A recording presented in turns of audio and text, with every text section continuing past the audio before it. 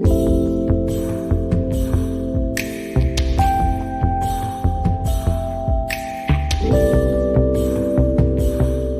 байцгаана уу эрхэм мэддэг үзэгчдээ, та бүхэндээ энэ өдрийн мэндийг хүргье. Найруулагч ярилцлагын нэвтрүүлгийн маань эхний дугаар эхлэхэд бэлэн болсон байна. Энэ дугаарын маань найруулагч нэвтрүүлгийн маань эхний зочноор найруулагч Доржин Золов ярих маань хүрэлцэн ирсэн байна. Тэгэхэд миний урилгыг хүлээн аваад ирсэн танд баярлалаа. Өдрийн өдрөгээ сайхан үйлчж байна та.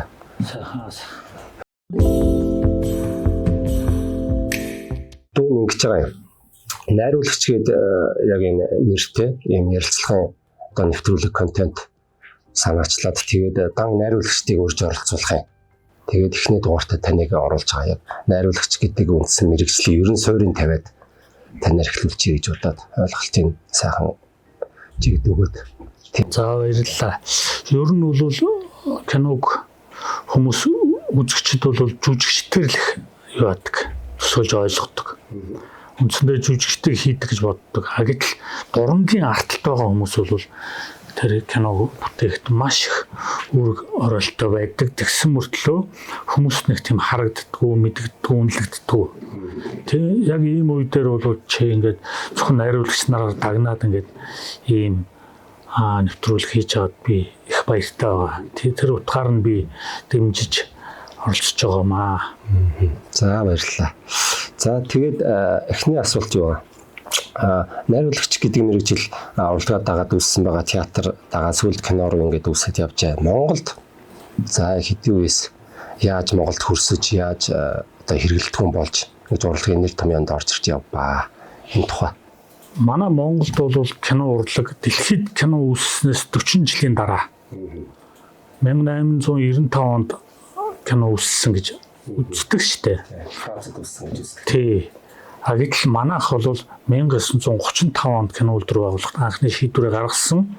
36 оноос эхлээд анхны кинонуудаа хийж эхэлсэн. Гэхдээ зөвлөлтийн тусламжтайгаар гэсэн үг.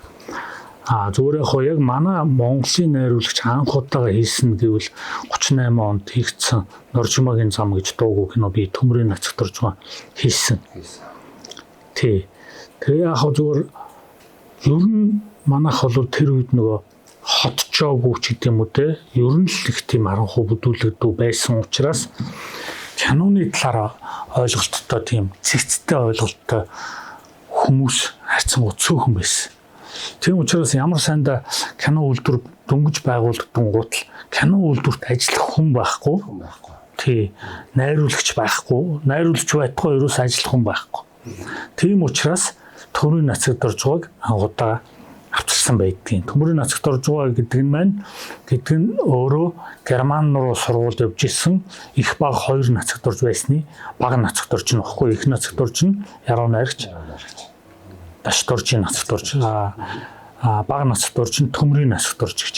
Тэгээ Төмрийн нацагт орж байгаа болохоор багшийн сургууль багшилж исэн. Багшийн сургууль багшилж яхад нь тэр хүнийг кино үйлдвэрт найруулагч гээд шууд томилдсон байна.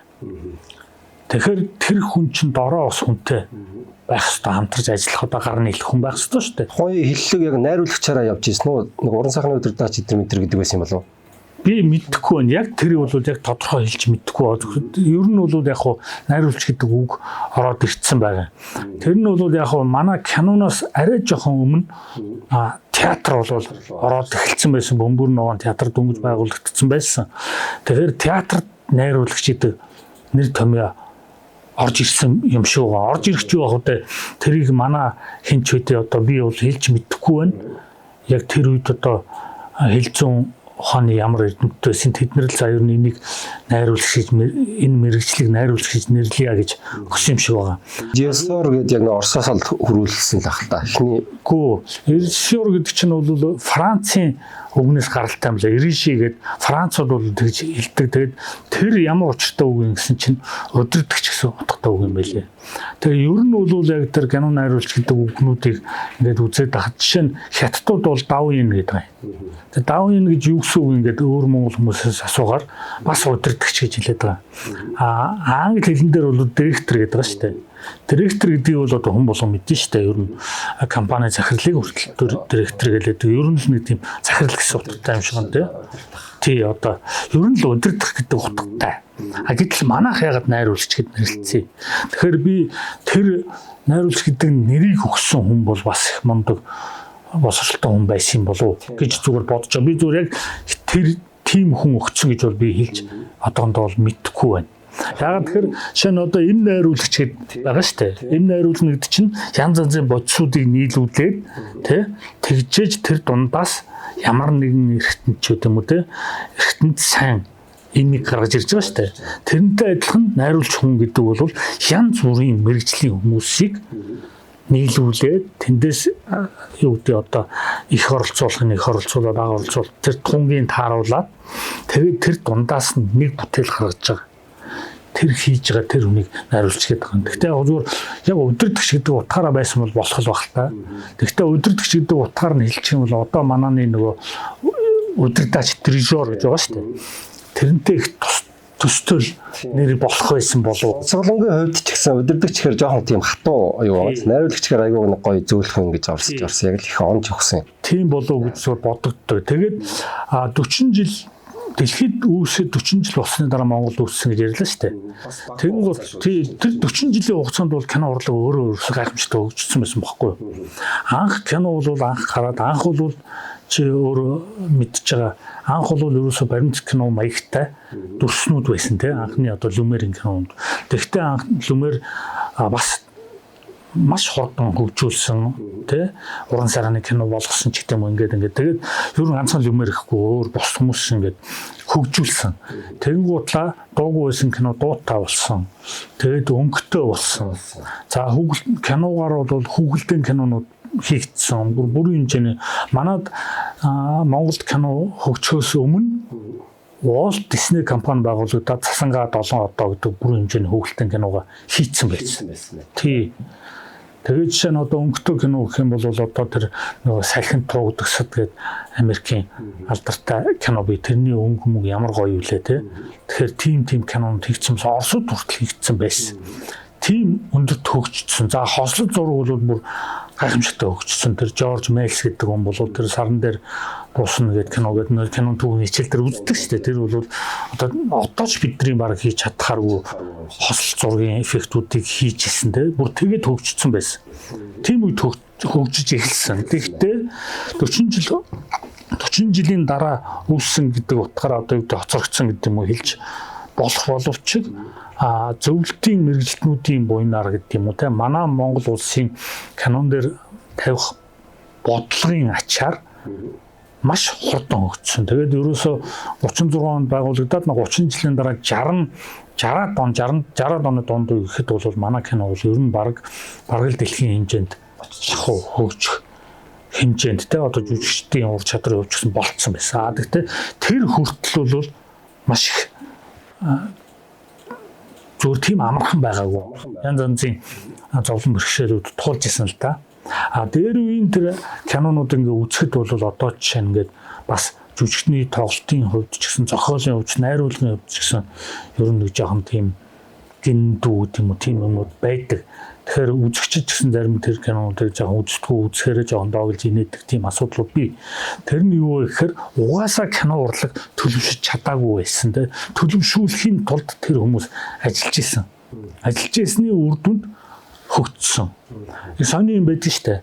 Манад шинэ зөвлөлтийн тусламжтайгаар 3 том кино хийгдсэн. Одоо дөнгөж байгуулагдаад ихний 10 жилд штэ. За тийм Монгол хүү. За тэр бол Оросууд бүгдээр хийгдсэн тийм. Сухбаатар кино бас Оросууд хийж өгсөн. Монголын хөрөнгөө шүү. Манай захиалгаар. Тэгээд цогтойж кино. Цогтойж кино бол ерөөсөө гол үндсэн найруулагч нь Тайрич гэж Орос найруулагч байсан тий. Тэгээд цогтойж кино бол 45 онд хийгдсэн. Тэгээд 9 жил ерөөсөө уран сайхны кино хийгдэг. 9 жил кино хийгдэггүй байжгаад 54 онд Монгол юу лээ Шинэ жил гэдэг кино хийгдсэн. Тэгэхээр энэ бол дайнтай холбоотой гэж хүмүүс бас ярьдээ. За магадгүй дайнтай бас холбоотой гэж магадгүй тий. Дайны үед бол хөрөнгийг гаргаад тийм байлдаантай цэрэг их оронч сэдвтэй өөрөөр хэлбэл үзэгчдийг их оронч үзлэр хүмүүжүүлэх шаардлага байсан байна шүү дээ. Тэр утгаараа тийм кинонд хийгдчихсэн. Дайн болсны дараа бол аль болохоор аж үйлдвэрүүдийг хөгжүүлэхийн төлөө тий зарцуулж исэн байж болцшгүй. Гэхдээ бас их том уран сайхны кино хийгээгүй том шалтгаан бол юу гэхээр найруулагч байгаагүй байхгүй юу. Тэрнээс өмнө бол төмрийн нацагт орж байсан. Төмрийн нацагт орж байгааг болохоор Германд сурж исэн гэдэг шалтгаанаар Германы тагнуул байж болцшгүй гэж л үтсэн юм шиг байна. Шоронд хийцсэн тийм ээ. Хэлмэгдүүлээд. Тийм тэгээд Москвагийн театр урлагийн дээд сургуулийг төгссөн Лувсан Жамц, Минжүүрийн Лувсан Жамц гэж найруулагч байсан. Лувсан Жамцгаа бол цогтойж киноны яг Монгол талаас нь ажилласан найруулагч. Москвад төгссөн учраас тэр хүн орос хэлтэй байсан. Тэр Лувсан Жамцгийн талаар бол ер нь хүмүүс нэг ярихгүй байгаа. Тэр бүр кино гэхгүй ерөөсөө Монголын урлагийн баг анхны дээд боловсролтой гадаадд төгссөн дээд боловсролтой хүн баг шүү. Москвад дайнаас өмнө шүү дээ. 30-аад оны үед Москвагийн театр урлагийн дээд сургуулийн найруулагч ангид төгссөн. Тэгээд Лувсан Жамцгаа бол зөвхөн цогтойж дээр ажилласан биш. Тэрнээс өмнө бас хийж исэн. Дээр нь болд гэж хүмүүс яриад болд элийн дараа оото болд гэж эмхтэй найруулагч монтажчин тийм хүн байсан. Манай болдгойг бол хүмүүс юугаар нэг сайн таньдээ. Тунгалаг тамир киноны буян чавганц гэдэг дүр тоглосон нөгөө эрднийг нэг хараадаг штэ. Тий. Тэр хүн чинь баггүй болдгой. Тэр болдгой болохоор Лувсан Жамцгуудтай хамтраад бас хэд хэдэн кинонууд богино хэмжээний кинонууд найруулсан байдیں۔ Одоо цогтойж өмнө гэсэн үг шүү дээ. Тэр нөгөө морин цэрэг танкист аимшиггүй их оронч моронч гэдүүлүүд тим кинонуудыг. Тэгэхээр өөрөөр хэлэх юм бол 3 найруулагч л байсан гэсэн үг. Төмөр, болод, Лувсан Жамц гэж тий. Тэгээд болдгоо төмөргөө бол шоронд орцсон.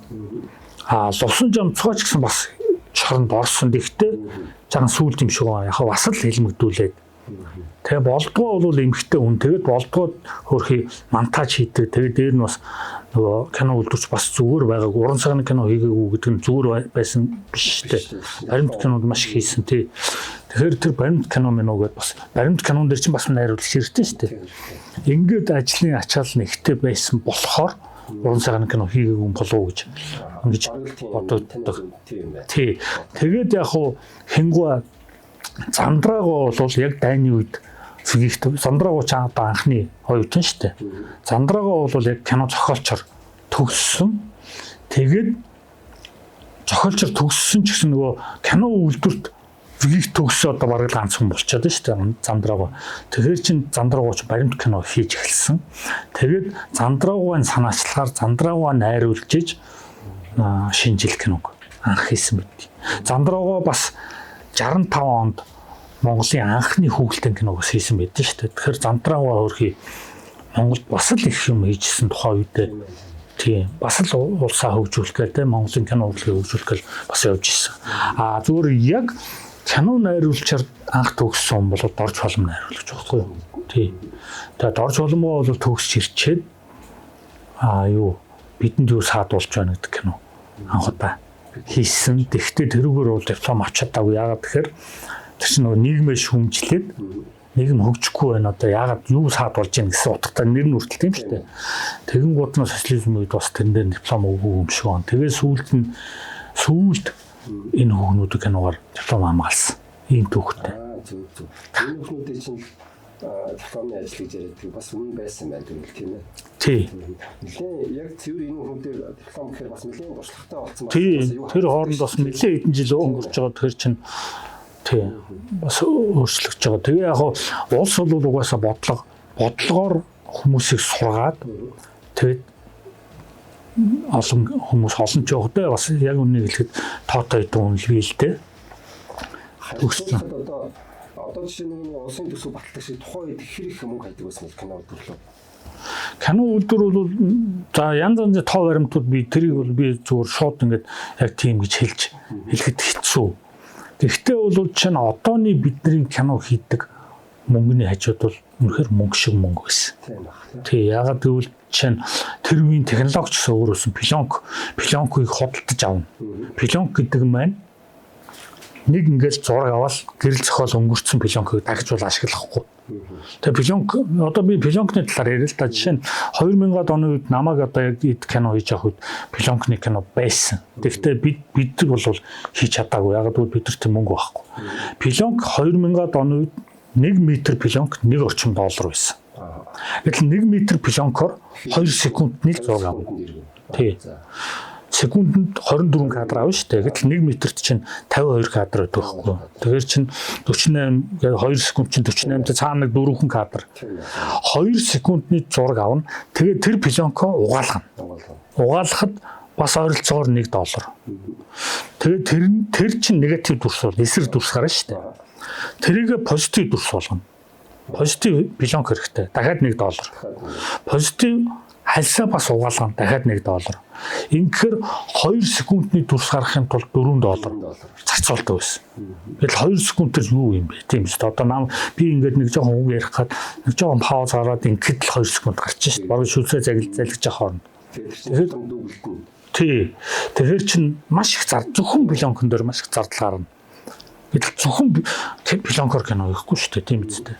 Тэгэхээр чи пленкны кино бол өндөр зардалтай байсан. Тэгээд дээр нь бол хүмүүсийг маш их үнэлдэг байсан.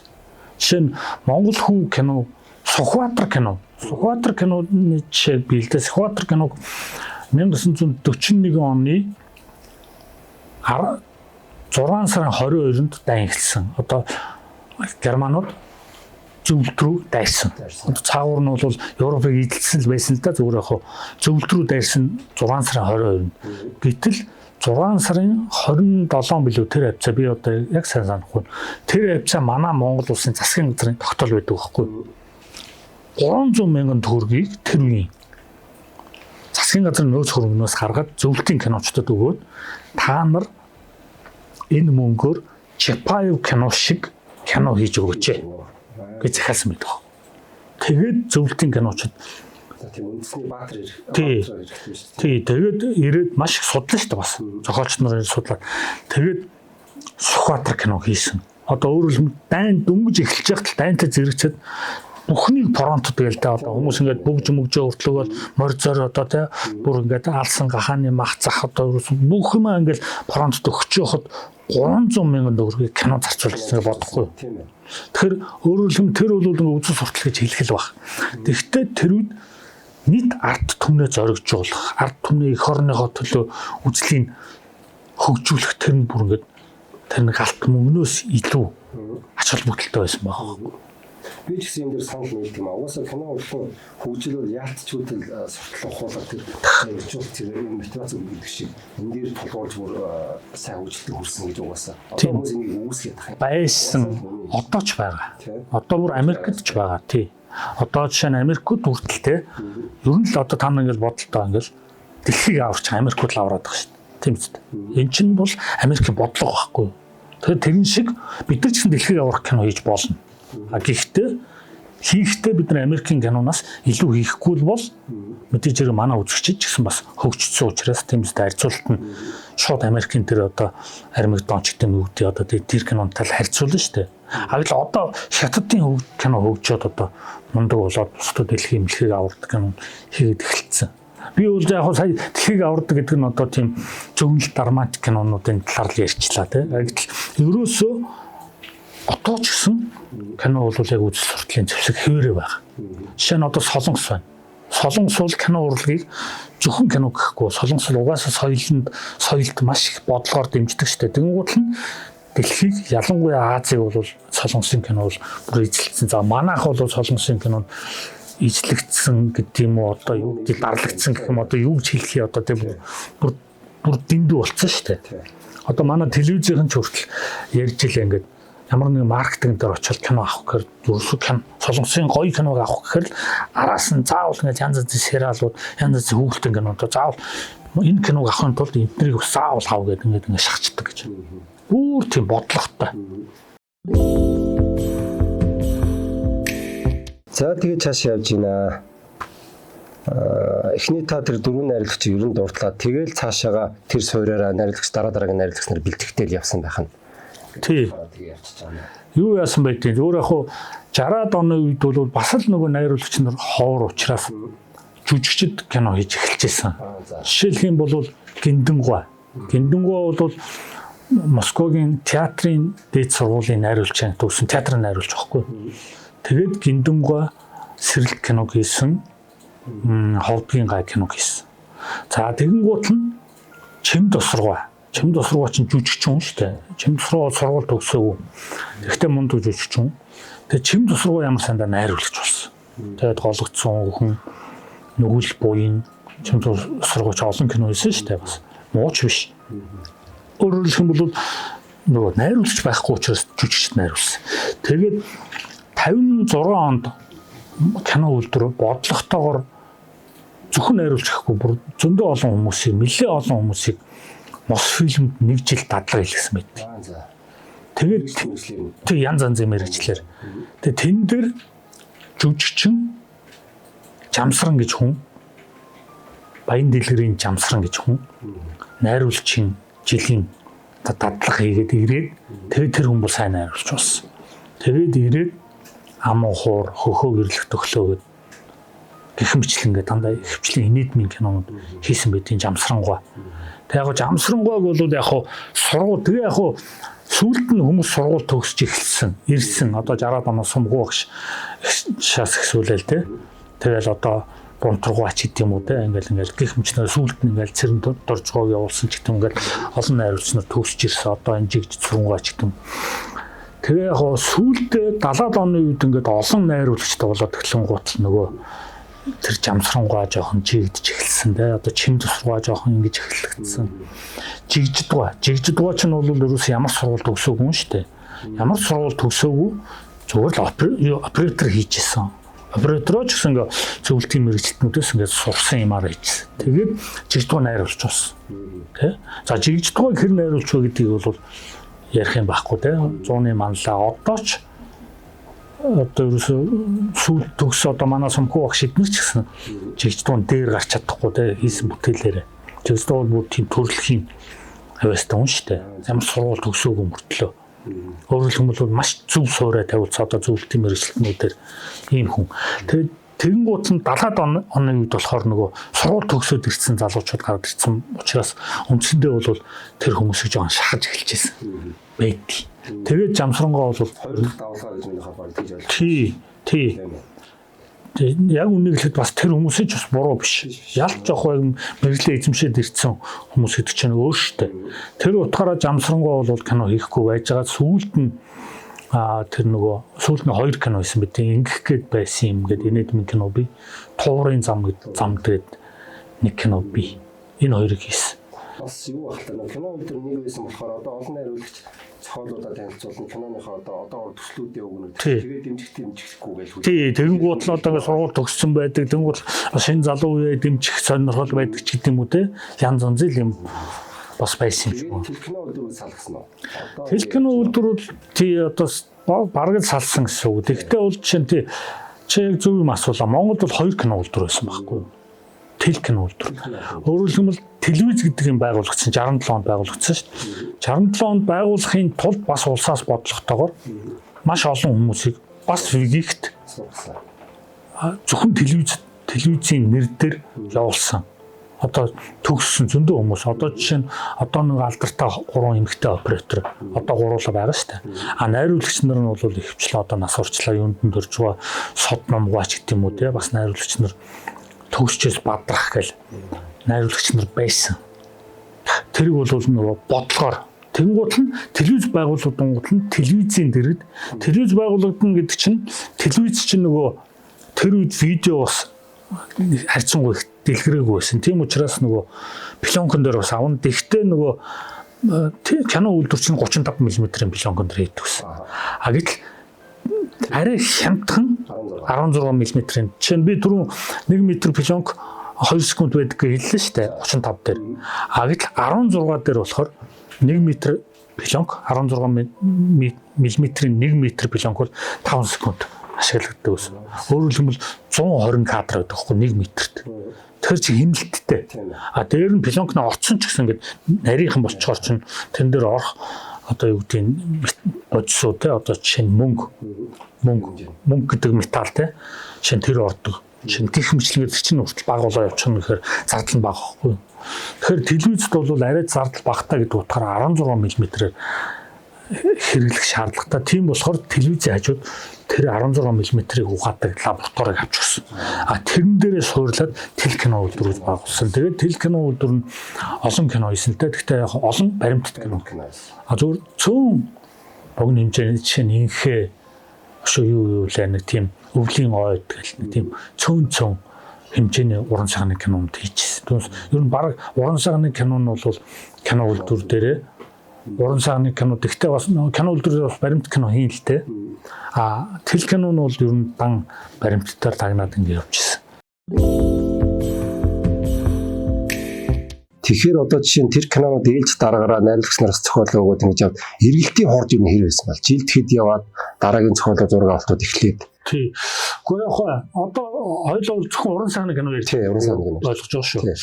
Тэг яг зав бүх киног үйлрэл дараалж биш л дээ. Яг жоохон том хон шиг өөрөөр хэлбэл үйлрэл дамнуулж хийн гэдэг чинь нөгөө хийх хугацаа ч урт болно. Зураг авалтын хугацаа нь урт болно гэсэн үг шүү дээ. Тэгэхээр яг хайцангууд цөөхөн кинонууд үйлрэл дамнсан байдаг. Одоо чинь тунгалаг тамирч юм үү те. А ер нь кинонууд шин зарим кинонууд бол их авсархууд дан уул хийчихдэг ч юм уу. Дан зам хийчихдэг ч юм уу. Хэмжлэгээр хийцэн юм уу. Бэдэн зөв тэр хүмүүсний анзаардаг яг анзаараад ингэ үзэх юм уу. Ер нь өсвөр санагдаад байдаг болохоос тэр алтуур өмөргөө одоо жишээ нь киноч зүгээр л зөндөө тий. Чин гин урдаа гэдэг кино бол зөвхөн өвөл авцсан ч байдаг ч юм уу те. А юу нөмөр хатнаас цораа гэдэг кино зөвхөн өвөл авцсан ч байдаг ч юм уу те. Гэхмэчлэнээр тим кино. Тэгээ янз янз. Тэнгуудлаа ер нь би түрүү хэлсэн нөгөө 45 онд анх удаага юу шинжил гэж ганцхан кино хийсэн. Тэнгуудлаа 55 онд дорж боломгүй төвшөд ирсэн байсан нөгөө бидэнд юу саад болж байна гэсэн. Тэгээд 56 онд бол нэг хоёр кино хийсэн гэдэг. 56 онд нөгөө манай аялгауг хийсэн. Тэгээ өшөө нэг нь ямар кино үлээ гэх мэтлэн тэгээд 57 онд сэрэлтийг хийсэн гэдэг. Ингээд нэг жилдээ ганц хоёрхон кино хийчихсэн. Тэгжээс нөгөө кино үйлдвэр чинь өөрөө бас тэр уран сайхны кино хийн гэдэг чинь хальсын угаана гэдэг чинь бас ачаал واخгүй. Тэр чинь тэ угаачаад бүрэн хэмжээний кино цаг 30 минутны киног угаана гэдэг чинь хальсын угаана гэдэг чинь 300 м-ээр угаана гэдэг чинь лабораторид аюу ачаалтай байхгүй. Бид нар бол одоо бодох зүйл хийх тухайн бодоод байна. Зөвхөн лаборатори 300 м пленк угаана гэдэг чинь асуудалтай. Тэгээд энэ кино гэдэг чинь цаг 30 минут цаг гарan гэхэр чинь дор хаяж 7-оос дээш бүлэг нэг бүлэг нь 300 м. Тэр чинь ачаал ихтэй. Тийм учраас олон кино хийх гэхээр бас чадахгүй. Тэгээ ачааллын дийлэхгүй тэр тийм байсан. Гэхдээ яг тэгээд ингээд нэмэгдэлсэн та нэг жилд хийх кино. Тэгж байгаа хамгийн их олон болсон нь бол 80-аад оны үед нэг жилд 8 кино хийчихсэн. Тийм түүхт. Тэгжиж 90 онтой залгасан.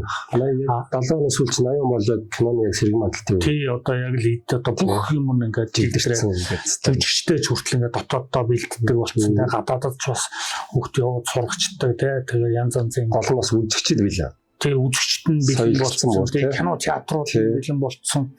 За тэр киноны талаар ярихад одоо кино өдөр 35 онд үзсэн л тухай яриад байдаг. Гэтэл киноны төв бол бүр тэрнээс өмнө кино цэгүүдийг байгуулсан гэж яг үнэхээр маш их ажил хийсэн байдаг байхгүй.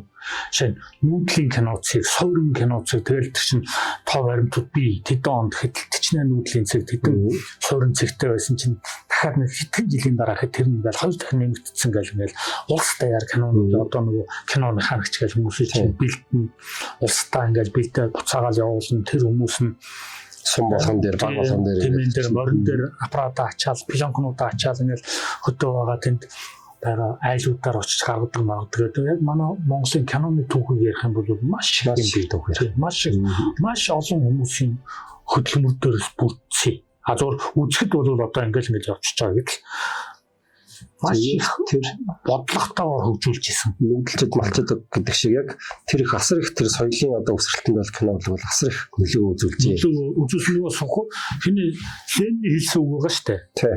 Бүх урлагийн дотроос хамгийн чухал нь кино урлаг хэлсэн үг чинь юу вэ гэхээр жишээ нь тэр үед одоогоос 100 гаруй жил 110 жилийн өмнө те бичиг үсгтэй хүн харьцангуй хэд байсан. За манай Монголд бол бүр хэцүү те.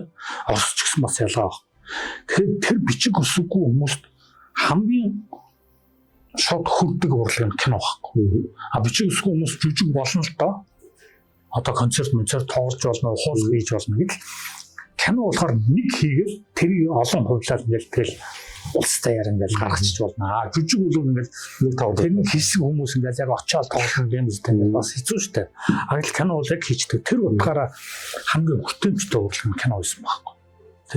Тэр утгаараа л юм дэж хэлсэн байх. А одоо бол хамгийн одоо хүртээмжтэй интернет болох байх интернет бол тий. Тэгэхээр тэр үед чинь интернет утгаар телевизч байгуулагдаагүй байсан шүү дээ. Коммунизмын одоо хамгийн сайн төвөгч бол кино урлаг байсан гэж үздэг юм байна л л тий. Тийм ерөөсөө зөвхөн коммунизм биш байхгүй. Фашизм ч гэсэн кино, капитализм ч гэсэн кино. Шинэ Гитлер бол кинонд маш их анхаарч ирсэн. Тийм үү. Хөрөнгө өгчээсэн.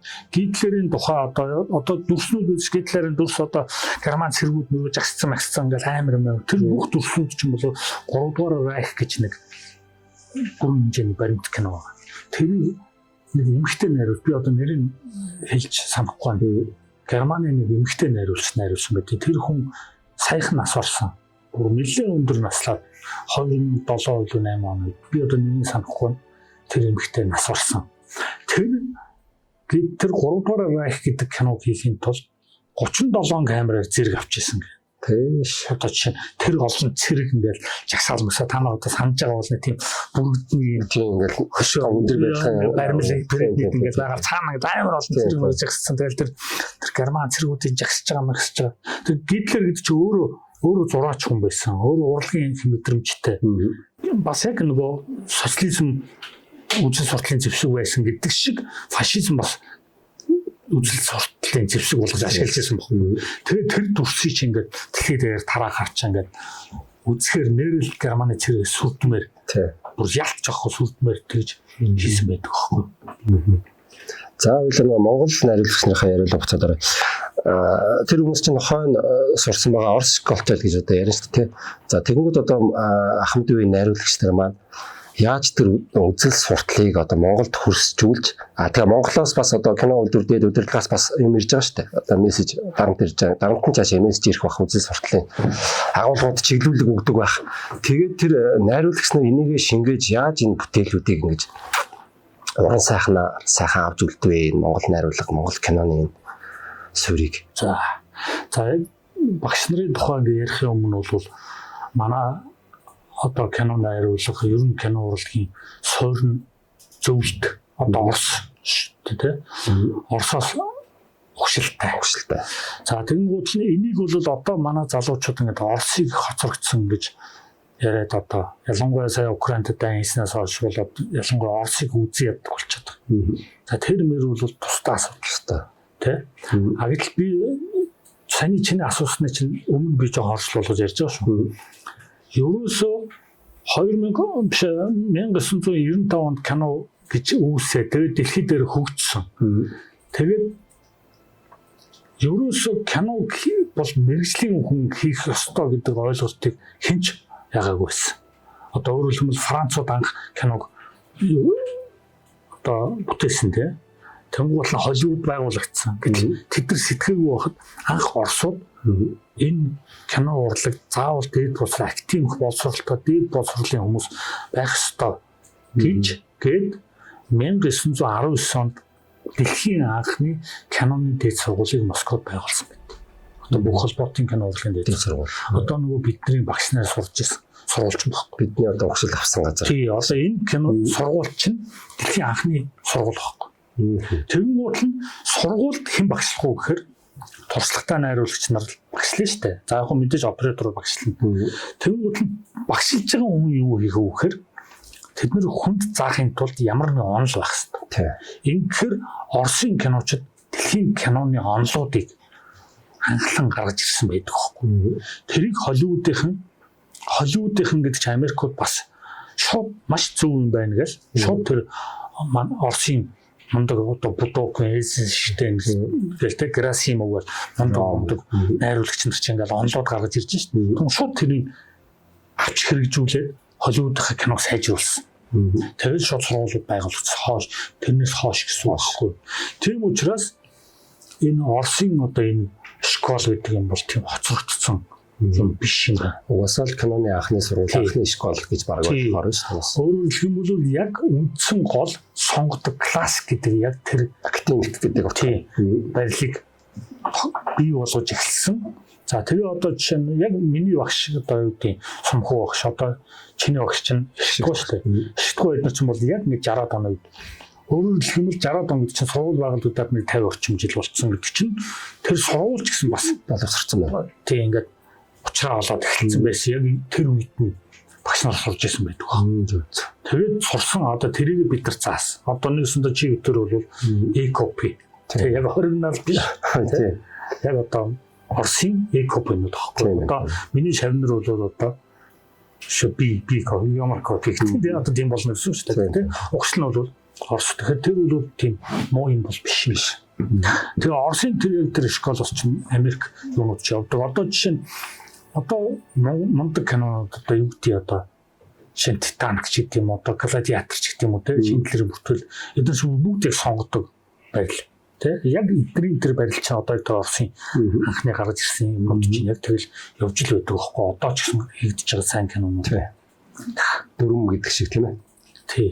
Тэгээд яг уу ер нь бол Орос найруулагч нар хийсэн болохоор зарим кинонууд нь ч юм оросчуу байдаг. Жишээлх юм бол цогтойж киноны одоо цогцлмоогоо ан тэр нэг цогцлмоогоо ч нэг төвдийн гүнж бол тоглож байгаа шүү дээ.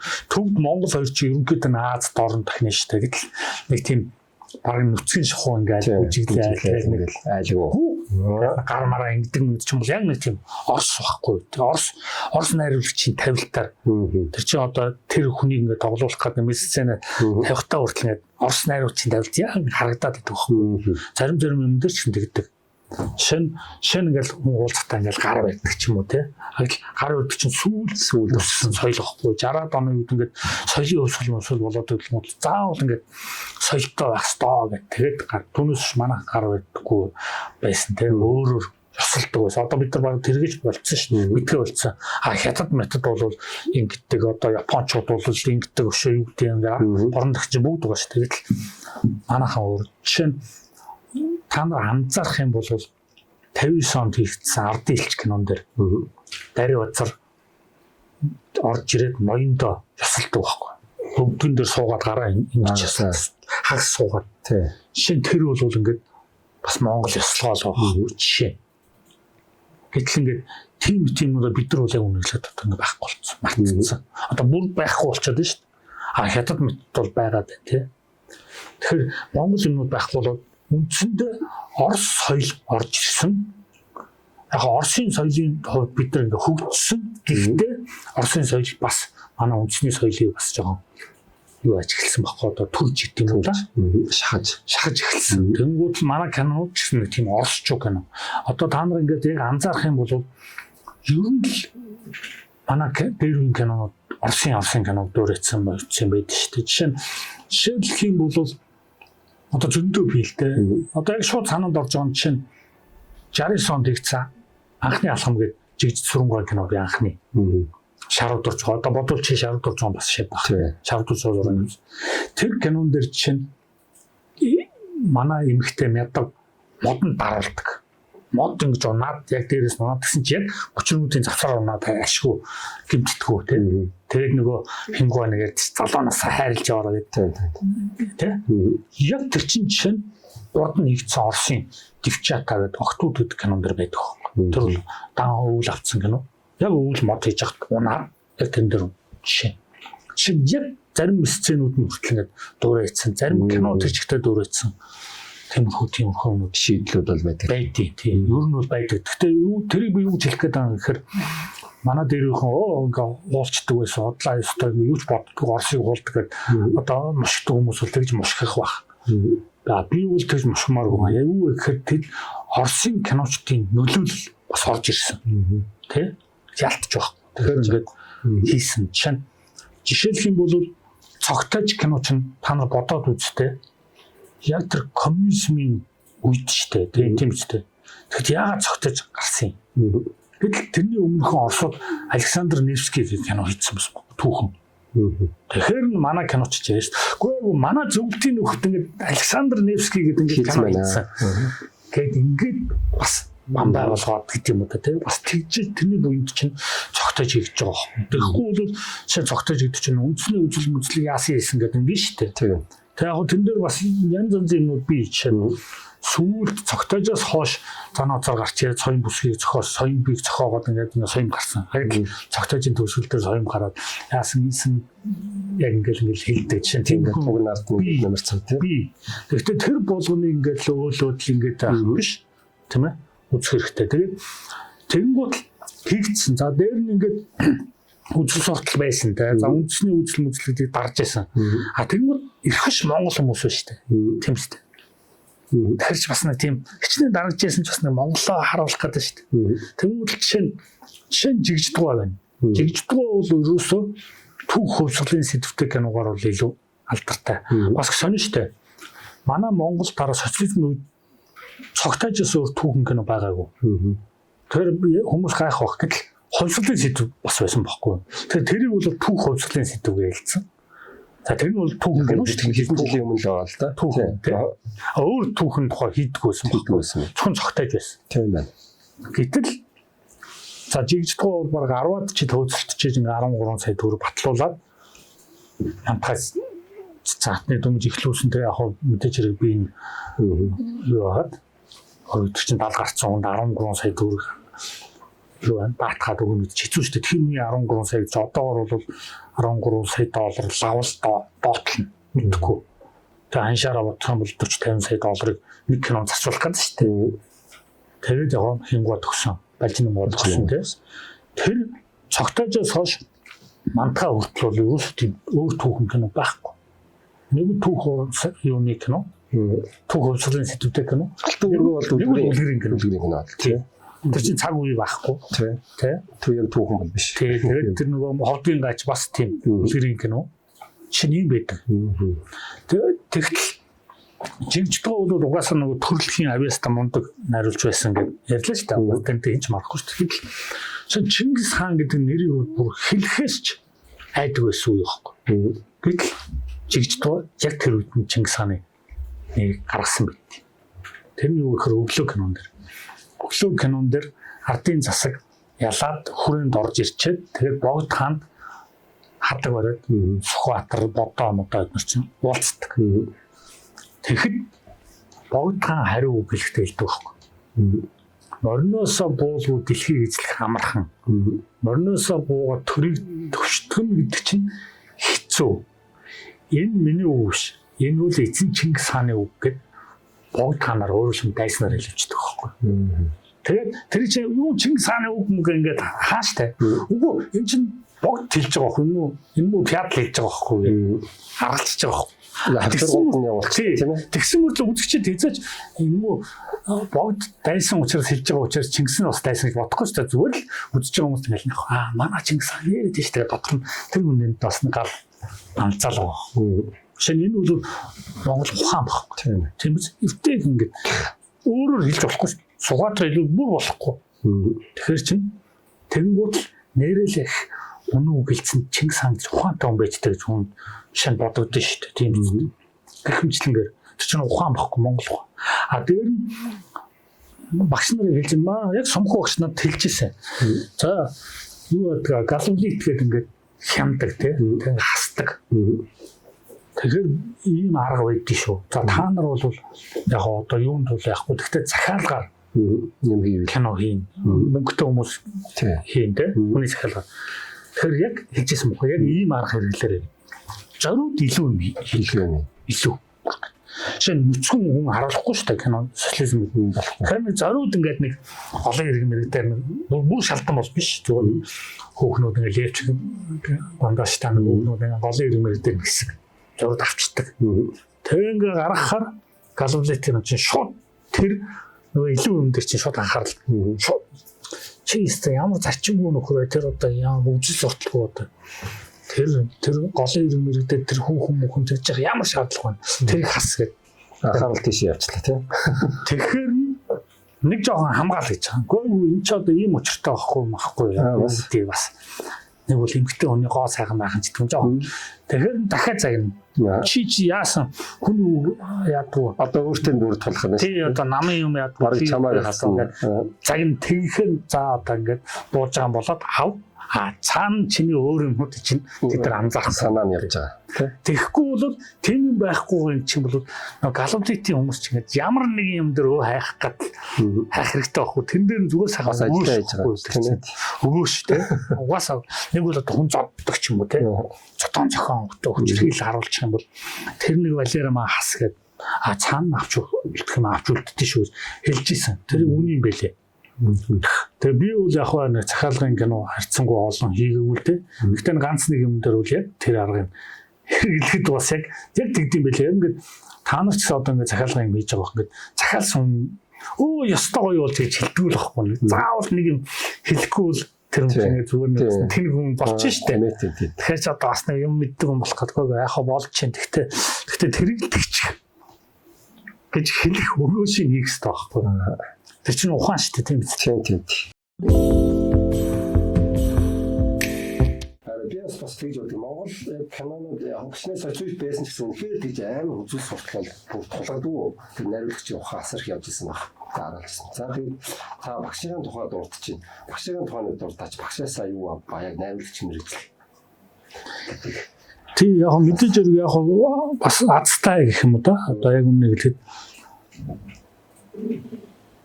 дөнгөж зах зээлд ороод байж ах үед би ч одоо жишээ нь социализмын үед бол надад кино үйлдвэрт Оросын тэр киноны сургуульд явах нь битэл кино үйлдвэрт би туслах ажилтнаар орох тийм ямар ч шанс байгаагүй байхгүй. Тэр юу гэхээр одоо өнөөдөр ингээ манай улс чинь авилгад идэгдчихэд дээ шүү дээ тийм биз дээ.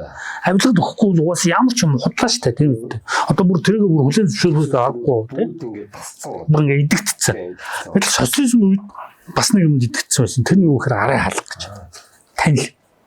Шинэ би ингээд кинон сонирхолтой би киноны сургууль кино үйлдвэрт ядаж ингээд туслах ажилтан болъё гэдээ орох гэхээр хэн нэг хүн таньдаг байж орохгүй бол чи манай аав ээж манай хамаатан саданд дурлах хүн байхгүй. Киноны хүн юу ч байхгүй. Би хэн ахтаа хэлээд тэр хараа яриулчих тийм байхгүй байхгүй. Танил байхгүй. Социализм үед яг 70 80-аад оны үед ажиллаж исэн хүмүүс баг бүгд ямар нэгэн арга алгаар орсон байдаг. Тэр үл яг үнэн. Гэтэл тий 60-аад он 50-аад оны үед бүр ямар тийм байхгүй. Жишээ нь одоо яг танаа багш. Би Ишгтун жишээгээр. Яг Ишгтун дурсамж дээр байд. 10 настай хүүхд харангад байсан. Харангад өвдөр сурж исэн дөө оюутан биштэй гэсэн сургууль. Зүгээр л дунд сургууль тий. Тэгсэн чинь харангад тэр цогтож киноны зураг авсан. Хүүхдүүд юм чи яа очоод тэнгуул өстой кино зураг аваад гоё. Тэгсэн чинь нэг хүн ирээд та нар ажил хийх үү гэсэн гэж. Кинонаас. Тэр нь арсан тайж тоглодог цэрэндийн дүү байна. Хүүхдүүд юм чинь тэгэл да тгий гэсэн чинь за та нар юу байлдаан тулдаан та хэсэг явангуутл нь дуусан гутал нь би та нарт охин гут та нар гүгээд тэргээр нөө сумнууд сум бамба ингээд унтсан ба шүү. Тэд нэг цоглол. Тэр чинь цоглоноос ажиллах байхгүй. Талбай. Тий. Зүгээр цэвэрлэх биш ингээд авчрна. Тэнгууд нь уураагүй сум мөч дагж ашиглана шүү дээ одоо. Тийм үстэй тийм чи янз янз дуулга муулга одоо юм ингээд унтсан байгаа шүү дээ. Авчрах. Тэнгууд нөгөө хүмүүс ч гэсэн бомб баяр шүү дээ.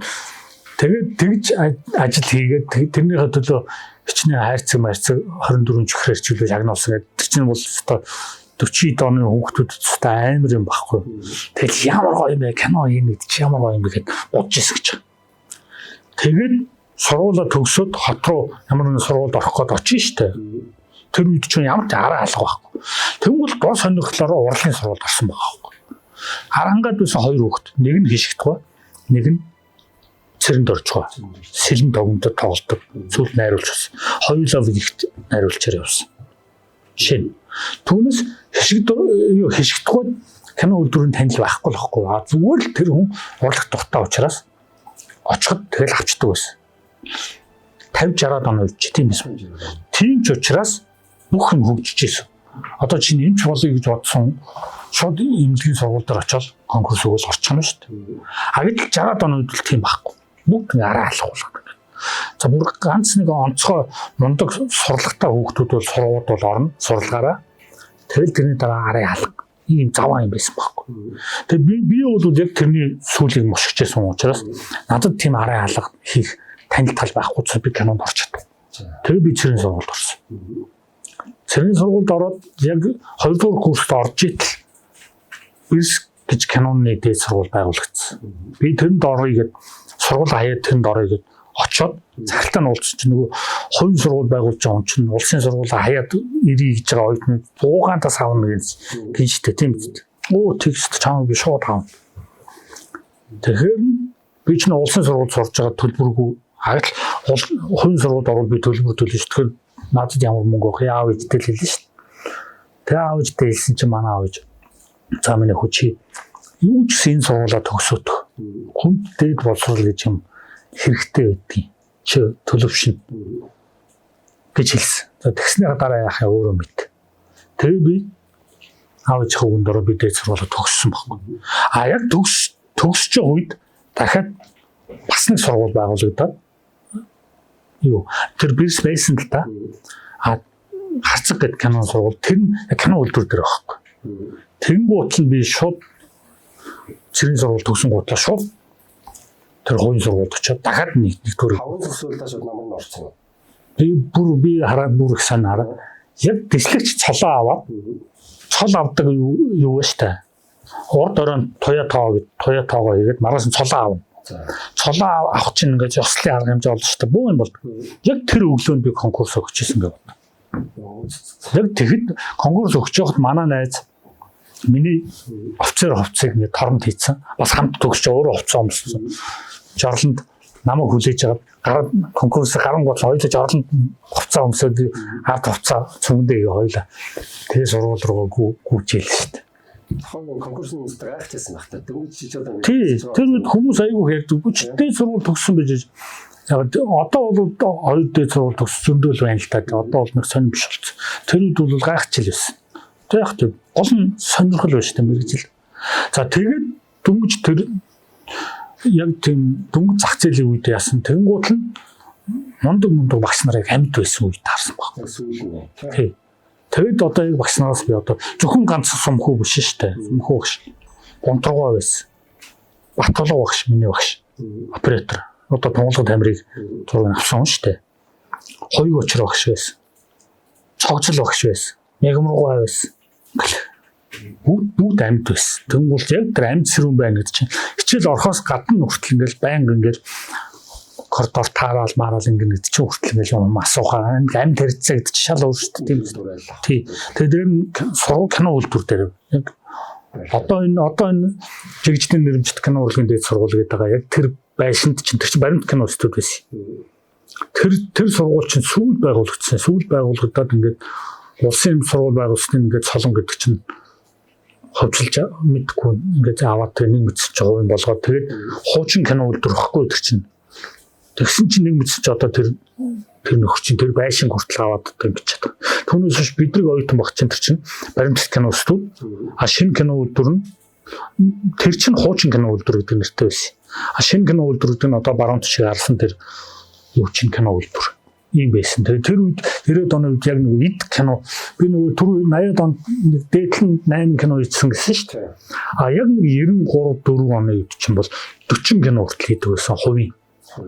Яг нэг тийм үе ихгүй. Тэгэл яг тэр дунд чинь ингээл орол тэгтээ хамгийн харамсалтай айгу тэнэг нь хувийн кино хийж байгаа ч гэсэн ингээд дандаа хамаатан саднаа ингээд туслахаар аавна. А бид нар оюутнууд кинонд явж үзэх юмсыг боддог бид нар хийж авахгүй. Ямар танил байхгүй. Би ингээл очоод нэг телевизийн төрөөд хүртэл явах юмс ингээл бодож байгаа шүү дээ байхгүй. үрс байхгүй. Тэгэл ингээл явахыг хараад ирэхийг хараал те. Тэгэл ингээл кино нээлтүүдийг үзээл. Тэгэл павильон зураг мураг авч яхад нь бас заримдаа бас дурууцсан шүү дээ. Гар мар гэлт. Бидний тэгэл яаж хийж байгаа мараа орж үзээл ингээл. Тэгтэл чинь кино өдөр байгаа юм чи тэнд чинь ингээл мочаан зурчаан дарах мархан юм а хийж яхад нь утлал ороод хараал те.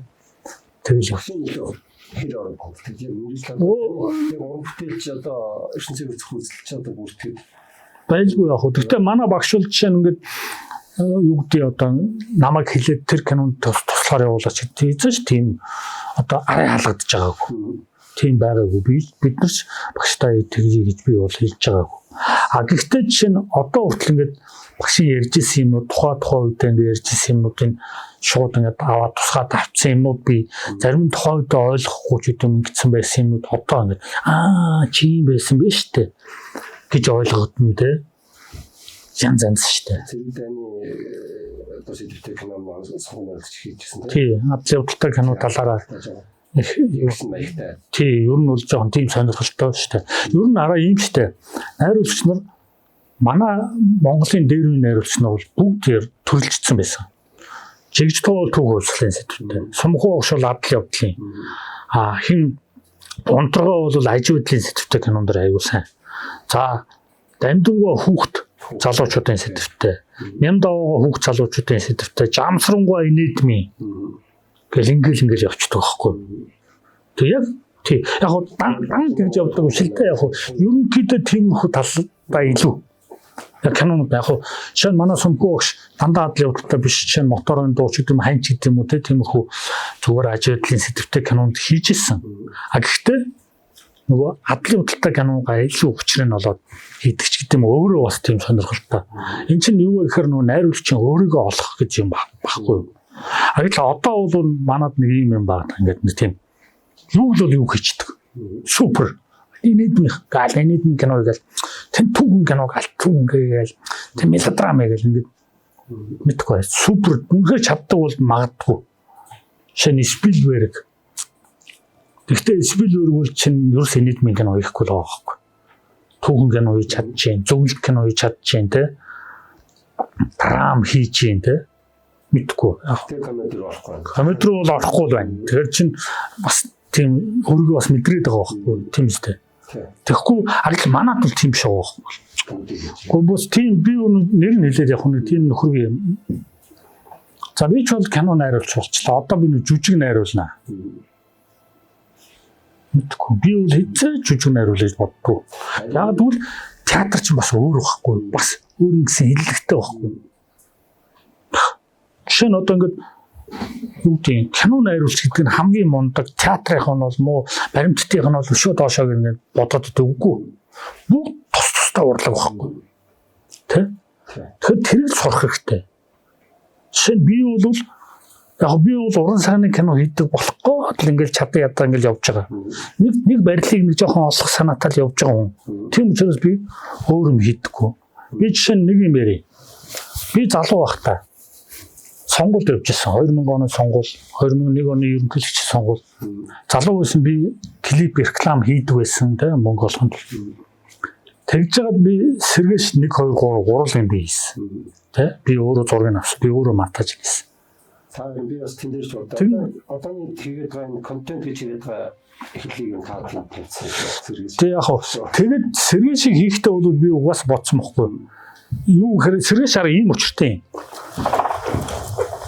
боёгч юу лээ продакшн шинэ үеийнх ингээд нэг юм бичлэг хийгээд одоо юу да одоогийн контент монтаж гэсэн байхгүй одоо их сони ярих нь тэрийг ингээд VCD-н дээр тавьж анх удаа зараад Монголын анхны VCD гэж рекламтай боо юм болсон байхгүй тэгэнгүүт X-Studio-ийн надад харалтаад байж чи VCD гэж чадах уу тэг би нэг VCD гэдэг чинь формат байхгүй юу хэлэх гэж байгаа гэсэн чинь бид нар ийм тоглолт хийсэн маа гэдэг тоглолтоо үзүүлсэн байхгүй тэгсэн чинь нөгөө дуунуудаар ингээ музикл маягтай ингээ тэгэхээр тэрний нэг дэлгэц рүү оруулах юм уу тий тэгэхээр тэгвэл болно тэгж анх хийжсэн сэргээш тэгэнгүүт л тэр чинь нөгөө кино театрт гарахгүй ингээд худалдаанд гарах нь шүү дээ. Тэгэхээр хүн ингээ олон дахин үзнэ.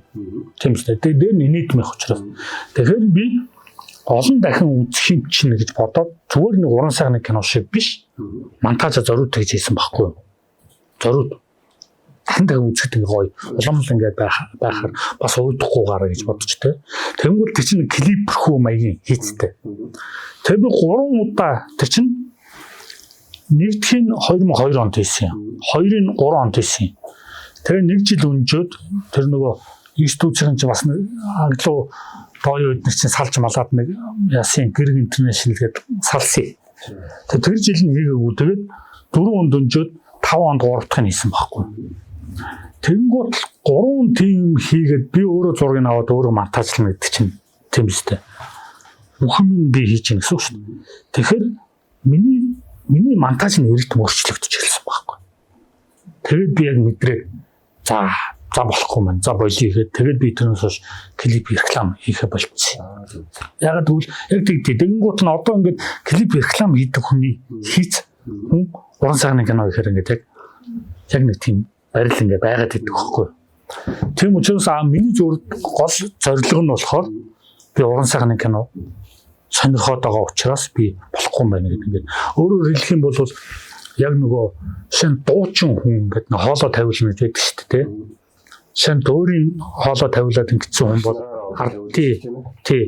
Тэр чинь гамма моншаад ингээд мэдхгүй одоо юу гэдэг юм таслыг дөөр ингээд дуулсаар гэдэг ингэсэн дөөрийн хүн ингээд ардын дууд уулахаар нэг сонирн байдаг шүү дээ. Тэр шиг тийм барил ордог байхгүй. Тэгэхээр их мундаг супер хүн бол янз янз ямар орчиж болох бах. Би бол тийм супер юм биш шүү дээ. Жирийн л нэг хүн. Тийм учраас би арай ятан нэг жоохон барил олж байгаа. Би бас мундаг найруулагч биш шүү дээ. Нэг уран сайхны киноны учрыг олохгүй л явж байгаа хүн. Тэгвэл би энийг л цааш нь айлхахаар явуулахыг бодмоор. Түүнээс биш ийшээ ингэж яваал, ийч гэж яваал кино хийгээл, клип хийгээл, реклам хийгээл, сонгуулийн юм хийгээл нэ. Тэгээ би сонгуульд ч явах болсон, клип реклам хийгээ болсон. Нарийн өрөө би баримт кино хийгээ болсон. Хатуугаар бол тийм чинь өөрөө жоох амьдралаа золиосч байгаа. Тий, золиосч байгаа. Тийм шүү дээ. Тэгээгүй байсан бол би ингээл цэцээгүй ажил, завгүй ингээл янз янз ажил хийгээд шүү дээ. Тэнгуут л тэхгүй. Тэнгуут би хэдэн жил ажиллагүй, хэдэн жил цалингүй. Болж ил байсан тий. Одоо тэнгуут бас найруулагч болохоор тэрнээс өөр юм хийж чаддгүй тэр угаасаа чадахгүй ч юм уу бас нэг ингээд юм байна. Тийм яриа байд. Тэгээ миний асуулт байна яг найруулагч нь яг өөрийгөө олох юм мөн чанартай үнэнч байх гэдэг нэг юм суртахуун байх хэрэгтэй юм байна. Тий. Заавал энийг эзэмших хэрэгтэй эсвэл өөртөө итгүүлэх хэрэгтэй. Тий. Байж таарч байна. Тий. Залуудаа найруулагч зөвлөгөө өгөх. Тий. Би бол чинь одоо чинь би шавнартаа хэлдэг. За та нар өөрийгөө ол. Тий. Би ингээл одоо хичээл ингээл багш болоод ингээл хичээл хийгээл ингээл тэгээ локын дасгалууд ингээл хэлэхэд чинь хүүхд чинь ингээд хийж байгаа хүүхд чинь аяндаа ингээд мэдрэгдээд эхэлдэг байхгүй. Зарим хүүхд чинь ингээл аимшиг юм. Тэгээ өмнө бол ингээл тийм аллага мадлагтай юм хийгээл тий. Тэр чинь угаасаа бас нэг тэр хүний нэг тийм сонирхол байна шүү дээ. Зарим нь бол их тийм ажил байдлын сэдвтэй уянгийн юм хийж юм тий. Тэгвэл за чи энэ талаараа л явуул юм зүгээр юм байна шүү. Магадгүй эвдэж болно. Бас суралт байдаг шүү дээ. Би бол тэгдэггүй. Ягаад тэгэхээр эвдэж байгаа нэмгээд бүр альчгүй болгоод түрүүчийнх нь байхгүй болгоод энэ ч байхгүй болгож яснаас ядаж яг өөрөөх нь юмыг болох хэрэгтэй. Тэгээд сургуульд бол 4 жил зааж авах явцад бол яг би нэг барилыг өгнө. Тэрний дараа чи өөрийгөө эвдэнэ үү байна. Тэр бол чиний асуудал байхгүй. Найруулагч мэргэжлийг ер нь хэр хөгжүүлэл хэр одоо ирээдүйд гэх юм одоо хэр яг тэр найруулагч болж чадах юм юу вэ? Боломжтой байна. Гэхдээ мэдээж сайн найруулагч болох юм бол одоо энэ Холливуудад очиод хийсэн ч болно шүү дээ. Холливуд гэдэг чинь заавал Америкийн тийм хүн байх хэрэгтэй, Америк гаралтай Европ царайтай хүн байх хэрэгтэй гэсэн юм биш шүү дээ. Бид нар ч гэсэн Холливуудыг найруулж болж болно. Миний асууж байгаа нь энэ өнцгөөс нь одоо чинь найруулагч зарим тэгээд заавал төрмөл одоо төрөлхийн тийм авьяастай байх хэрэгтэй нийтрээ гэж чинь эсвэл зөвхөн хүүхдүүд сонирхлоор одоо жилд одоо 100 хүүхд төгсөж байгаа гэхэд тэдний хин ингээд зах зээл дээр гараад тэн жинхэнэ найруулагчийн төлөө явах уу? За авьяасын тухайд бол бас авьяас хэрэгтэй. Гэхдээ би бол чинь чи одоо мэдэндээ одоо сувс мөсийн урлагийн сургалт дээр ч нэг хувийн авиас 99% хөдөлмөр гаргасан гэдэг. Тэр бол хамгийн тэнэг үг. Тийм юм амьдрал дээр хийж байхгүй. Авиасаас гадна хамгийн гол нь сэтгэл байх хэрэгтэй байхгүй. Тэр хүн тэр мэрэгжилд сэтгэлээ зориулах хэрэгтэй. Сэтгэл байвал авиас ч муу байж болно. Сэтгэл байвал хүн өөрийгөө хөгжүүлдэг байхгүй.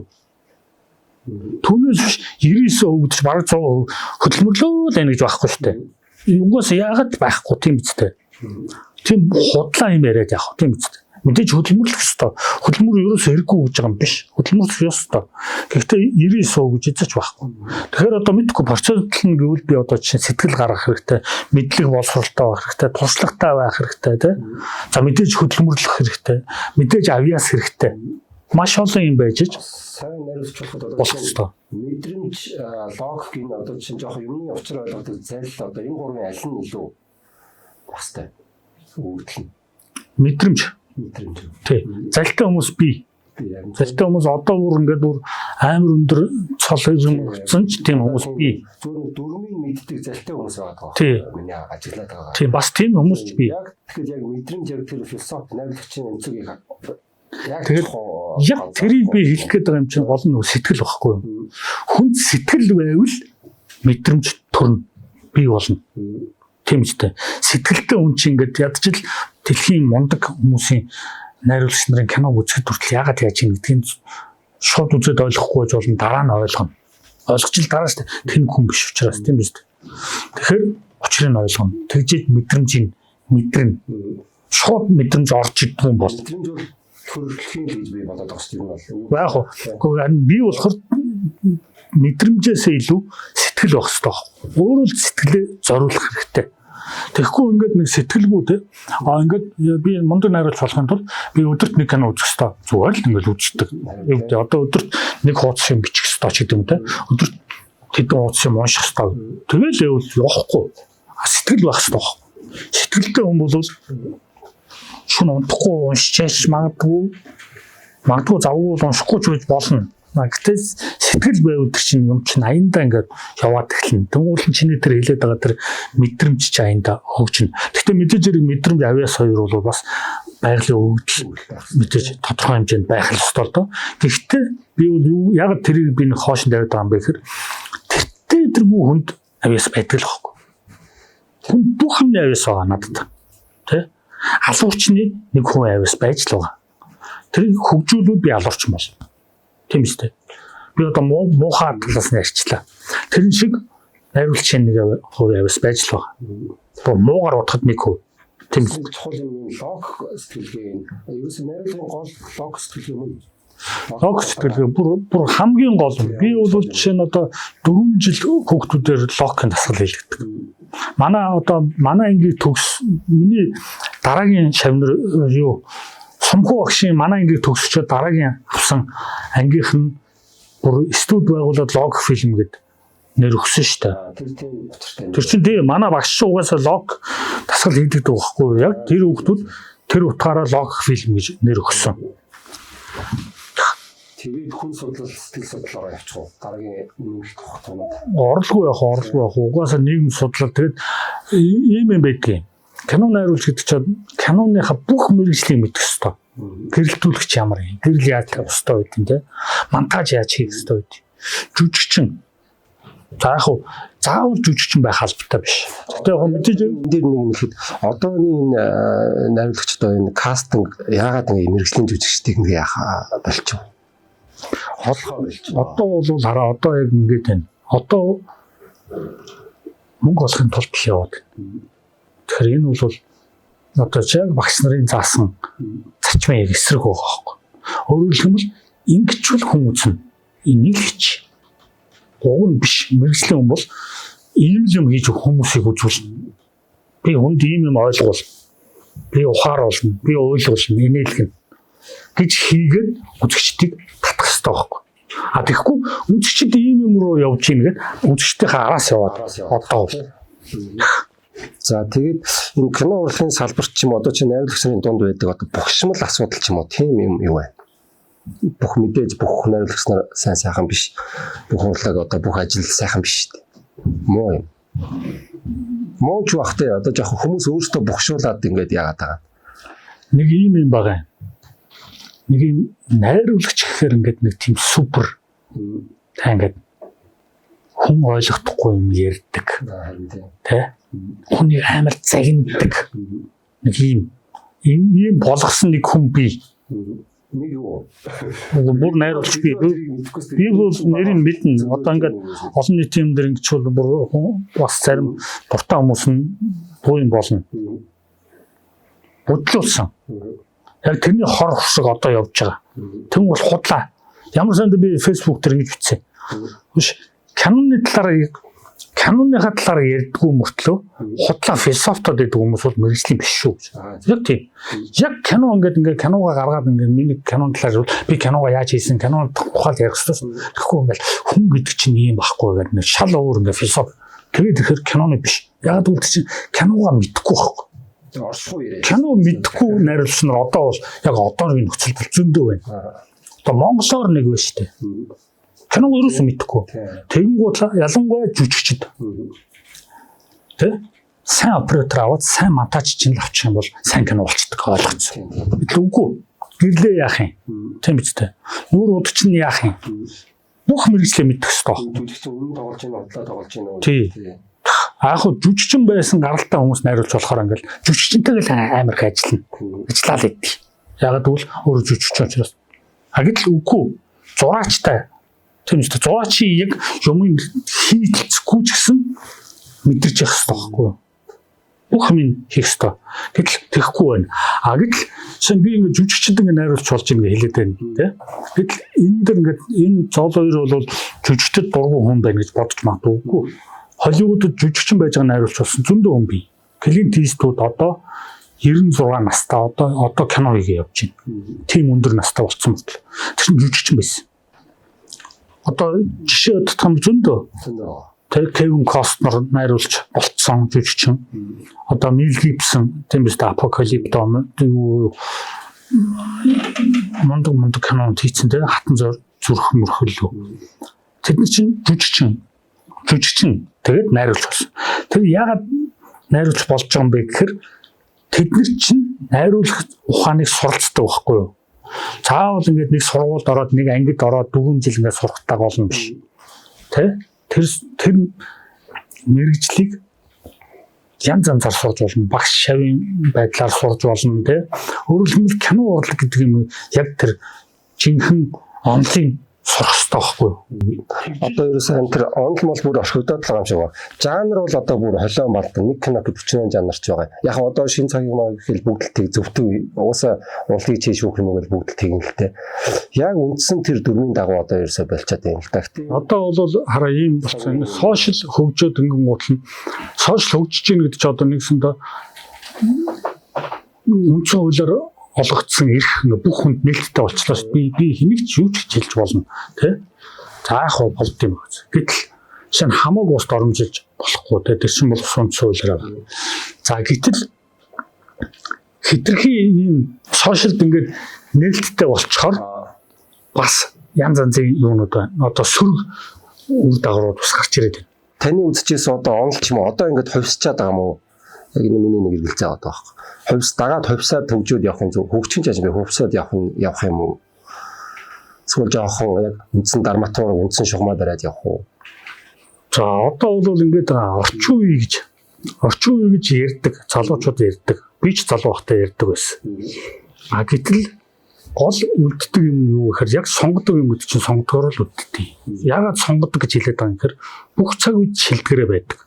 Гэтэл зүгээр нэг энэ цаг үеийн юм хийчих юм бол өнөөдөр ингээ хүмүүс хуйлраад их үзчихэж магадгүй маргааш үзэхэ болчдөг. Одоо жишээ нь 10 жилийн өмнө хийсэн кино одоо ингээ уудалцтай илэг дог болохоор өстой хөгийн юмнууд байдаг ч тэ зарим нь. Тэр чинь юу гэхээр тухайн цаг үед л зориулж хийсэн. Өөрөлд сонгодог болж чадахгүй байна гэсэн үг. Тэгэхээр болж игэл тийм юм хийх хэрэгтэй. Ер нь бол урлагийн бүтээл хийж байгаагийнхаа хувьд зөвхөн өнөөдөр биш өнөөдрөөс хойш бүх цаг үеийг хамрахаар юм хийхийн төлөө яг би өөрөө тийм хийсэн хүн биш л те. Зүгээр яг анзаараад тийм ч мундаг кино ч тэд онд мэдхгүй дээр үт хийсэн мөртлөө одоо ч бид нар үзэхэд гоё байдаг. Тийм л юм болох хэрэгтэй. Тэрний төлөө явах хэрэгтэй. Энэ асуулт байна. Одоо залуучууд ингэж ярьдаг нь өөртөө зориулж бүтээл хийх үү? Тэ яг одоо өөрийнхөө философоор яг өөртөө зориулаад ингэж жоохон абсурд ч юм уу юм хийлээ. Эсвэл яг үзэгчдэд зориулж, нийгэмдээ зориулж ингэж жоохон нийгмийн сайн сайхны талаа гэдэг шиг одоо жишээ. За яг наадах чараа ийм юм. Хүмүүс ингэж ярьдээ. Хоёр төрлийн кино байдаг гэдэг. Нэг нь мөнгөний хойноос явдаг, нэг нь урлагийн бүтээл гэж байна гэж яриад. Би бол тийм биш гэж хэлнэ. Гурван төрлийн кино байна. Мөнгөний кино байна, арт кино байна, сонгодог кино. Яг тэгвэл сонгодог гэдэг кино чинь мөнгө олдог. Яг тэгвэл бүх хүн таалагдана. Хөдөөний хүнд ч таалагдана, хотын хүнд ч таалагдана. Хятад хүнд ч таалагдана, Африк хүнд ч таалагдана, Монгол хүнд ч таалагдана. Хөгшин хүнд ч таалагдана. Жохон хөвгт ч ойлгоно. Сонгодогч тийм байхгүй. Бүх хүн кино хийхдээ сонгодог кино хийх гэж үздэг. Санаа мэдээж. Тэгээд болохгүй болох нь мөнгөний болгочдөг. Артыг хийж байгаа хүмүүс бол зүгээр л яг үнэхээр өөрсдөө золиосдог хүмүүс.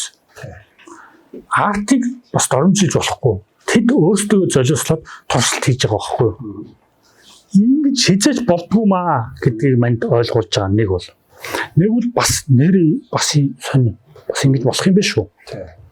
Гэдэг бүх туршилтуудыг хийдэг өөрхий туршилтын туулгаанууд багхгүй арт гэдэг чинь. Юу бол мөнгөний хойноос явж байгаа хүмүүс бол яг ойлгомжтой. Зүгээр тэр урлан мөрлөг хайдаг байхгүй юм дээ. Одоо ялангуяа манай одоо хошин шиг хүмүүс тийм үг юм хийдэг шүү дээ. Гэхдээ бид нар хийхдээ бол мэдээж яг санаа нь гоё л гэж хийж байгаа шүү дээ. Гоё хийчих юм гоё болно доо. Нэгсэн доо бараг л сонгодог. Болгоно гэж бодоод өөр хамтыг хийж байгаа тэгээ болохгүй болгонгууд л тэгэл ингээ явчихж байгаа ийм юмуд байгаа. Сонгодог жишээ нь Титаник кино. Тийм шүү дээ. Хэдэн төгрөгөөр хийлээ, хэдэн төгрөг оллоо. Хэдэн Оскар авлаа. Тийм шүү дээ. Гэтэл жишээ нь манай зарим ингээд мэрэгжлийн хүмүүс хэлдэг ингээд Титаникийг сайн ингээ хэлчихв тэнэг болчихно. Гэт ингээд худлаа ингээд хүн мэдгүй кино бол мундаг кино шүү гэж яриад. Тэнгуут нь нөгөө мэдгүй хүмүүс нь энэ стом мундаг хариулж энэ хэлж юм. Яг энэ чинь нөгөө нэг түрүүчийн хэлдэг нөгөө нэг супертдэг найруулагчийн загвар байхгүй. Ингээд худлаа ингээд те.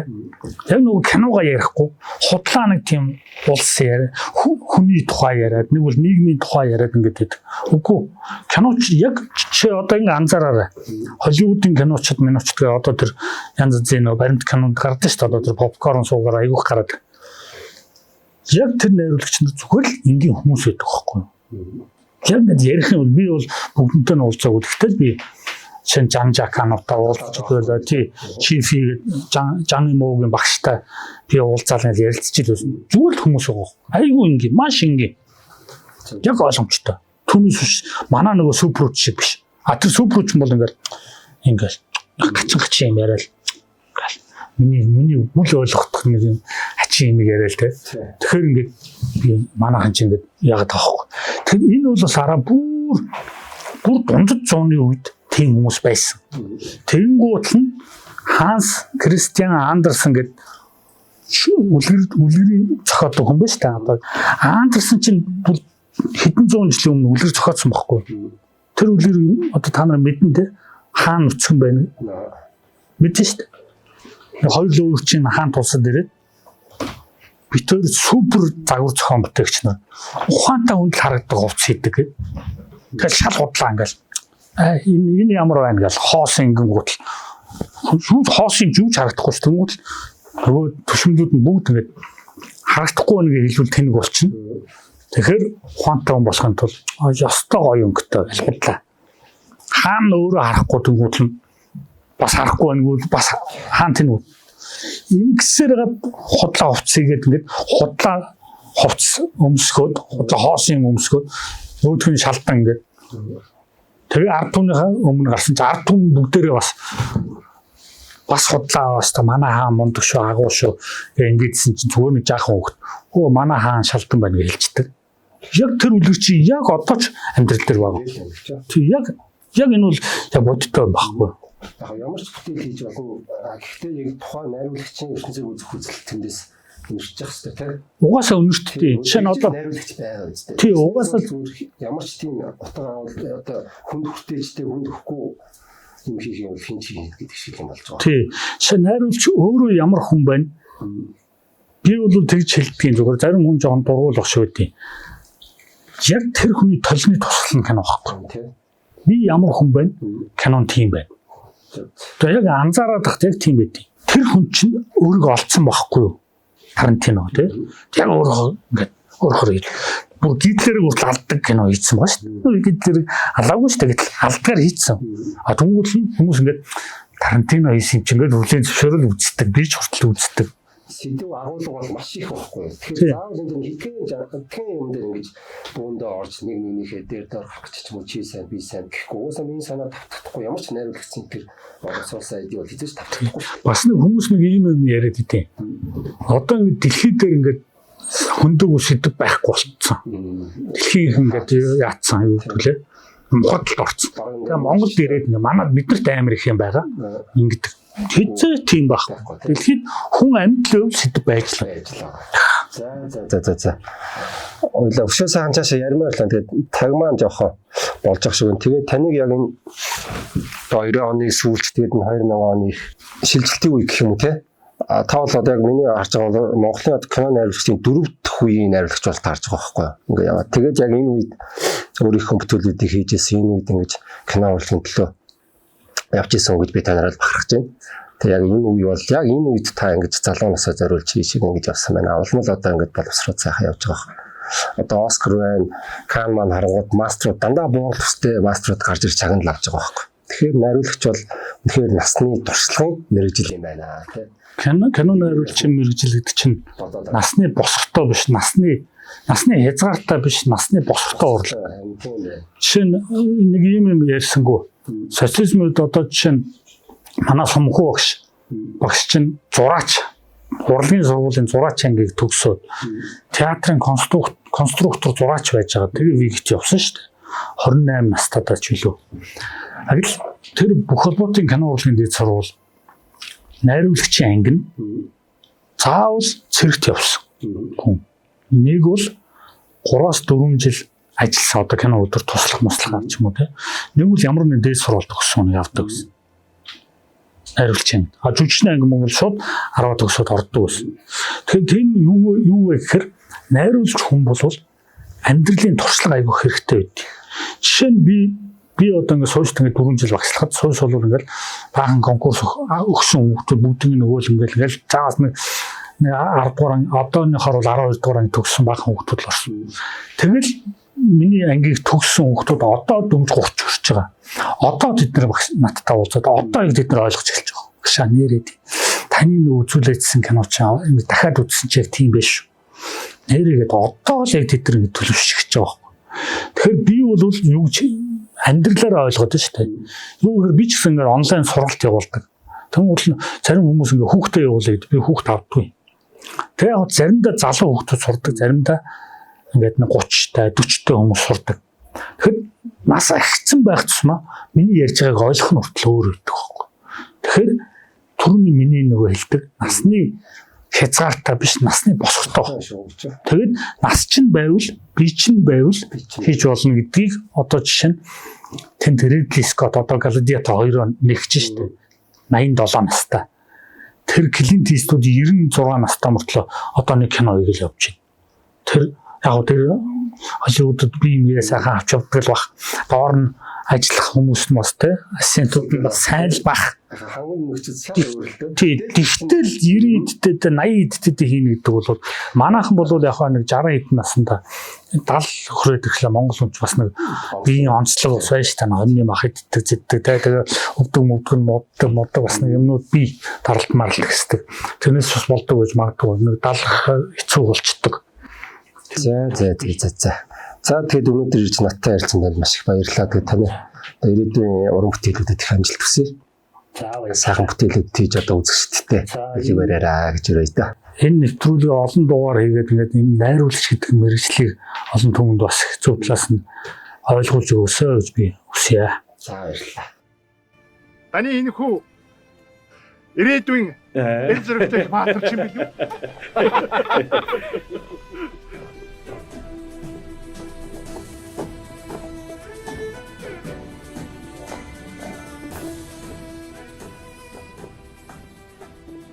Энэ бол жирийн гарвтын түүх үлээ. Ийм эгэл жирийн олон гарвт Монголын эзэн төрний баатарлаг түүхийг бүтээлдсэн юм. Тэдний удам хойжс газар төмөртэй тэнгэрт суутай амьдарч тэмцээрсэн билээ. Та бүхэндээ үргэлжлүүлэн кино найруулагч, кино урлагийн зүтгэлтэн Доржийн Зол хоёрын Довс намтрыг танилцуулъя. Зол хоёр найруулагч 1972 онд Улаанбаатар хотод төрсөн. За тэрээр 1994 онд Цагдаагийн дээд сургуулийг эрх зүйч командын офицер мэргэжлэр төгссөн. Мөн 1998 онд кино найруулагч мэргэжлэр кино найруулагч Сумху агсны кабинетад төгсжээ. За түүний уран бүтээлүүд 1996 онд Амар уран сайхны кино найруулагч, 1998 онд Нэгэн шөнийн явдал уран сайхны кино найруулагч, 1999 онд Алуурчин бэлтгэх дамжаа уран сайхны кино продюсер, 2001 онд Янаг дурлалын дуйл уран сайхны кино найруулагч, эвлүүлэгч, 2001 онд Шар хэвлэл нөхөд бадайлсан баримтат киноны зураглаач, 2002 онд ээжтэй л өнсүүлгсэн уран сайхны киноны найруулагч, зураглаач, эвлүүлэгч, 2002 онд Шөнөөсөө ялгаатай уран сайхны киноны зураглаач, 2002 он Шөнөөсөө ялгаатай уран сайхны киноны зураглаач, 2002, 2003, 2005 онуудад Сэргээж 1 2 3 хошин мюзикл зураглаач, найруулагч, эвлүүлэгч, 2005 он Усны өнөр уран сайхны кино зохиолч, найруулагч, 2006 он Ийм нэгэн дурлал уран сайхны кино зураглаач, 2007 он Наттай гэрлэж уран сайхны киноны зураглаач, 2008 онд Хүжүүл болон Чингис хаан уран сайхны киноны 1-р найруулагч, 2011 онд Учиртай 3 уран сайхны киноны найруулагч, 2012 онд Аравт Үд найрамдах Хятад улсын өвөр Монголын өөртөө цорны уран бүтээлчтэй хамтарсан киноны найруулагч, продюсер, 2016 онд Хайрын гүлэг уран сайхны киноны зөвлөх найруулагч, 2017 онд Чингисийн хүүхдүүд уран сайхны киноны зохиолч, найруулагч, 2020 онд Ихима киноны найруулагчаар тус одоогоор ажилласан байна. Зол хоёр найруулагч нь 20 гаруй уран сайхны кино зохиолч, найруулагч, продюсер, зураглаачраар ажилласан байна. Тэрээр 2006 онд Шоу Бидэнсийнхаа номын зохиолч, орчуулагчаар ажилласан байна. 2008 онд Хүжүүл болон Чингис хаан түүхэн киноны номын редактороор ажилласан байна. 2022 онд Амьдрал минь өөрөө кино өөрийн номоо хэвлүүлэн гаргасан байна. 2023 онд Банхар тууж номоо хэвлүүлэн гаргасан байна. За тэрээр 2005 онд Усны өнөр кино зохиолоор Шинэ алхам кино зохиолын уралдаанд тэргүүн барьж байсан. 2013 онд Академи аварц 2013 наадмын шилдэг найруулагчийн шагналыг хүртсэн байна. Тэрээр 2007 онд соёлын тэргүүний ажилтан цол тэмдгээр шагнуулсан байна. Тэрээр мөн кино урлагийн зүтгэлтэн бөгөөд 1997 онд найруулагч Батсайхантай хамтран Нерон фильм студийг анх үүсгэн байгуулж найруулагчаар нь ажиллаж байсан байна. 2002 оноос 2009 он хүртэл Монгол фильм групп студийг үүсгэн байгуулж найруулагч захирлаар ажиллаж байсан байна. 2009 онд Монголын урлагийн ажилтны холбооны киноны нийгэмлэгийн тэргүүнээр сонгогдсон. 2012-оос 2016 онд Соёл урлагийн их сургуулийн театр урлагийн их сургуулийн кино найруулагчийн ангийн багшаар ажилласан байна. 2012 онд Монголын кино урлагийн зөвлөлийг үүсгэн байгуулж удирдах зөвлөлийн гишүүн. 2012 онд Монгол фильм группийг үүсгэн байгуулсан дараагаар ажиллаж байна. 2016 онд Монгол фильм хөгжлийн сан хөмрөг төрийн бас байгууллагын тооцооны дараагаар одоо хүртэл ажиллаж байгаа юм байна. За зол хоёр найруулагчдаа дараагийн уран бүтээлд нь амжилт хүсье.